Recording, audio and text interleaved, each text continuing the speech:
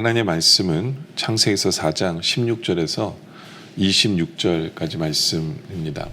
가인이 여호와 앞을 떠나서 에덴 동쪽 노 땅에 거주하더니 아내와 동침함에 그가 임신하여 에녹을 낳은지라. 가인이 성을 쌓고 그의 아들의 이름으로 성을 이름하여 에녹이라 하니라.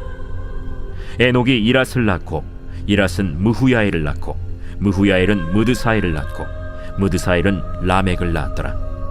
라멕이 두 아내를 맞이하였으니 하나의 이름은 아다요 하나의 이름은 실라였더라. 아다는 야발을 낳았으니 그는 장막에 거주하며 가축을 치는 자의 조상이 되었고 그의 아우의 이름은 유발이니 그는 수금과 퉁소를 잡는 모든 자의 조상이 되었으며 실라는 두발가인을 낳았으니 그는 구리와 쇠로 여러 가지 기구를 만드는 자요 두발가인의 누이는 나아마였더라. 라멕이 아내들에게 이르되 아다와 실라여, 내 목소리를 들으라. 라멕의 아내들이여, 내 말을 들으라. 나의 상처로 말미암아 내가 사람을 죽였고 나의 상함으로 말미암아 소년을 죽였도다. 가인을 위하여는 벌이 7배일진데 라멕을 이하여는 벌이 77배이리로다. 아담이 다시 자기 아내와 동침함에 그가 아들을 낳아 그의 이름을 셋이라 하였으니 이는 하나님이 내게 가인이 죽인 라벨 대신에 다른 씨를 주셨다.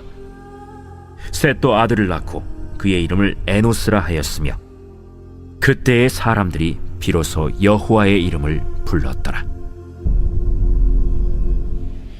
16절에 이렇게 시작하죠. 가인이 여호와 앞을 떠나서 에덴 동쪽 노단에 거주하더니, 그죠?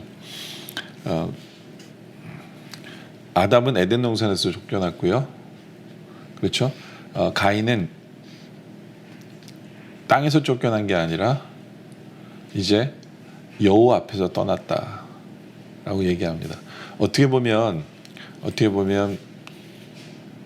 아담이 죄를 지은 후에 쫓겨났고 가인도 죄를 지은 후에 쫓겨난 것 같은 케이스처럼 보이지만 완전히 다른 거예요.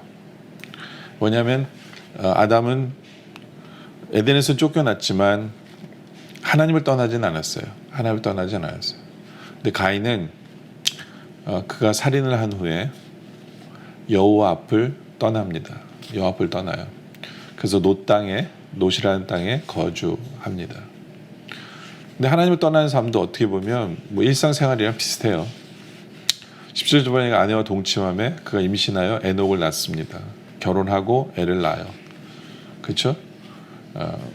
그리고 가인이 성을 쌓고 그의 아들의 이름으로 성의 이름을 에녹이라 합니다.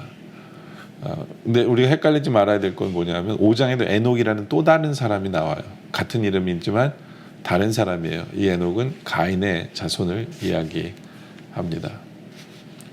그러면서 일상생활 속에서 그렇죠. 결혼하고 애를 낳아야 하나님을 떠나는 삶이지만 그리고 어떤 면에서 하나님을 떠나는 삶 속에 있어서 18절에 에녹이 이랏을 낳고 이랏은 무이하엘을 낳고 무이하엘은 무드사엘을 낳고 무드사엘은 라멕을 낳았더라. 그렇죠? 계속해서 자식을 낳고 살아요. 자식을 낳고 살아요. 하나님을 떠났지만 뭐 일상생활 속에 자식을 낳고 그냥 평범하게 사는 것 같아요. 그러면서 특별히 이 라멕이라는 사람에 대해서 이렇게 초점을 두면서 말씀을 이어갑니다. 19절에 라멕이 두 아내를 맞이하였으니, 그렇죠? 하나님이 처음 인간을 만드실 때 갈비뼈 하나에서 아내를 만드셨는데 하나님을 떠난 그 가족은 이제 하나님이 원하시지 않는 두 아내를 맞이하는 삶을 살아가요. 그리고 하나의 이름은 아다요, 하나의 이름은 실라라고 두 아내의 이름이 나오죠. 그러면서 20절에 보면 아다는 야발을 낳았는데 그는 장막에 거주하며 가축을 치는 자의 조상이 되었다라고 얘기합니다. 그러니까 문명을 발달시켜요. 어떤 면에서 세상적인 문명을 발달시키는데 역할을 감당해요. 하나님을 떠나 살면서 이들은 어떻게 하면 더 잘 살 것인가에 대한 발전을 시키죠. 왜냐하면 하나님을 떠나 살다 보니까 하나님을 의지하기보다는 자기들이 어떻게든지 서바이브하기 위해서 기술을 발달시키고 먹는 방법을 발달시켜요. 그러다 보니까 장막에 거주하며 장막을 치는 자의 조상이 됩니다. 그뿐만 아니라 21절에 보면 그의 아우의 이름은 유발인데요. 그는 수금과 퉁소를 잡는 모든 자의 조상이 돼요. 그러니까 그들 나름대로 어떤 쾌락, 기쁨을 누리기 위해서 음악을 개발하고 음악에 앞서가죠. 어떤 면에서는. 예. 그래서 수금과 퉁소를 잡는 모든 자의 조상이 되어지는 모습을 보여주죠. 그러니까 어떤 세속적인 문명이 발달해요. 왜냐하면 하나님을 떠난 삶이지만 그들도 먹고 살아야 되니까 그들이 의지하며 그들 나름대로의 어떤 기쁨의 요소를 발전시켜 나가죠. 그리고 22절에 실라는 두발 가인을 낳았으니 그는 구리와 쇠로 여러 가지 기구를 만드는 자가 됩니다. 그렇죠? 그래서 두발 가인의 노인은 나아마였더라. 이렇게. 근데 기술이 발전돼요. 이제는 그 청동기, 철기, 그런 그 문명까지도 기술까지도 발전을 시켜 나가요. 왜냐하면 어떻게든지 자기들의 힘으로 살아내다 보니까 기술을 발전시켜 나가요. 뭐 나쁜 건 아니에요. 나쁜 건 아니에요. 그렇지만 문제는 뭐냐면 하나님을 의지하는 것이 없이 자기 힘으로 뭔가를 하려고 하는 어떤 그거에 살아가는 이들의 모습을 보이죠. 근데 문제가 발생을 합니다. 문제가 발생을 해요. 23절에 보면 람에게 아내들에게 이르되 아다와 실라여 내 목소리를 들으라. 람에게 아내들이여 내 말을 들으라. 나의 상처로 말미암아 내가 사람을 죽였고 나의 상함으로 말미암아 소년을 죽였도다. 그래서 또 살인을 저지릅니다. 살인을 저지르.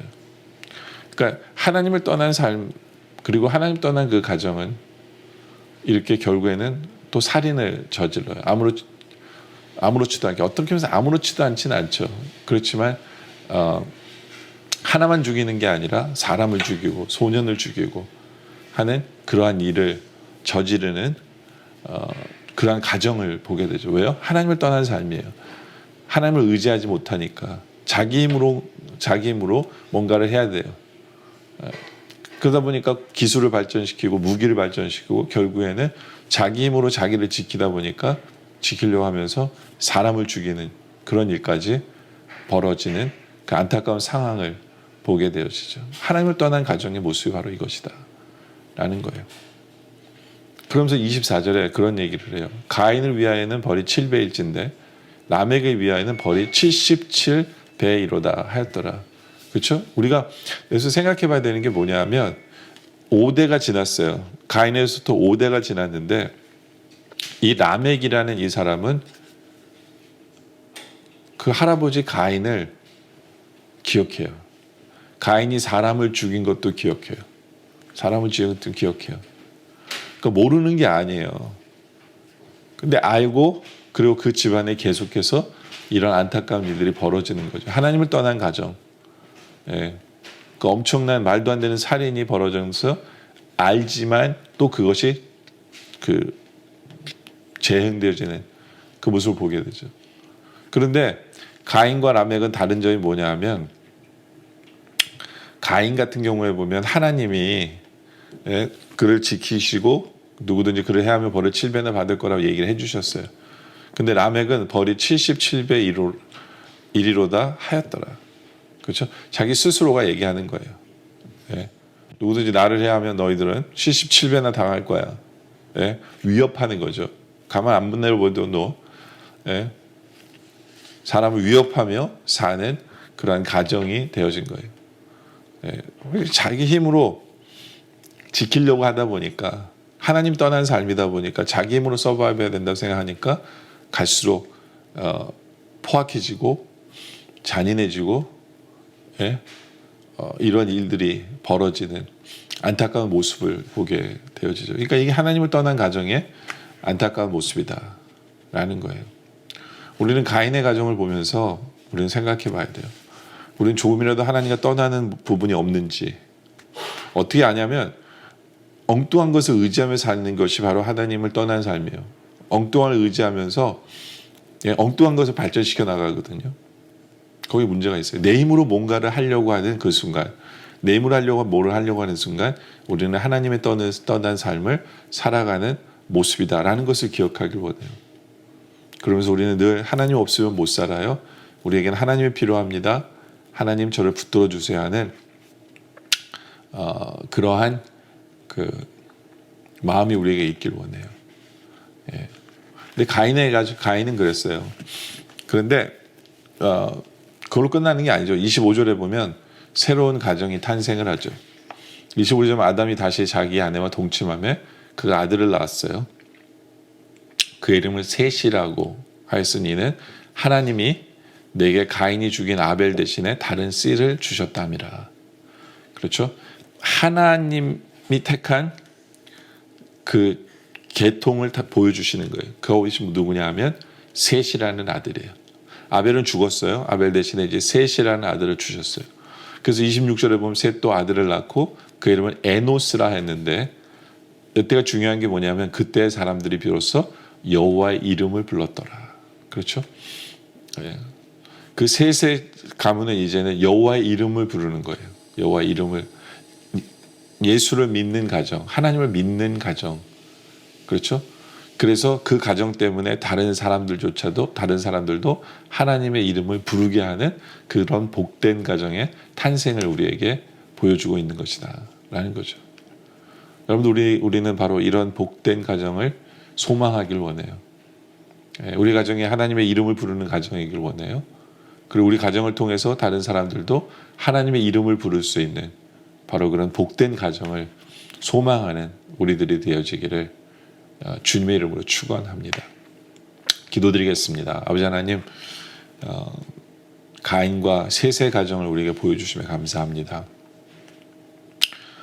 우리는 물론 하나님을 떠나지는 않았지만 혹시 세상 것을 의지하려고 하는 우리 마음이 없는지, 내 힘으로 뭔가를 하려고 하는 그러한 모습은 없는지, 그러면서 내 힘으로 나를 지키려고 더 화를 내고 다른 사람에게 아픔을 주고 상처를 주는 그런 모습은 없는지를 우리가 돌아보게 하여 주시옵소서.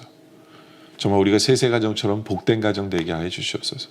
늘 여호와 이름을 부르는 가정 되게 하시고 우리 가정으로 말미암아 다른 사람들이 여호와 이름을 부르게 만드는 바로 그러한 삶을 살아가는 그런 복된 가정이 되어질 수 있도록 주님 역사하여 주시옵소서. 오늘 말씀에 감사드리며 계속된 기도 속에 주님 함께하여 주셨길 바라며 예수님의 이름으로 간절히 기도드립니다. 아멘.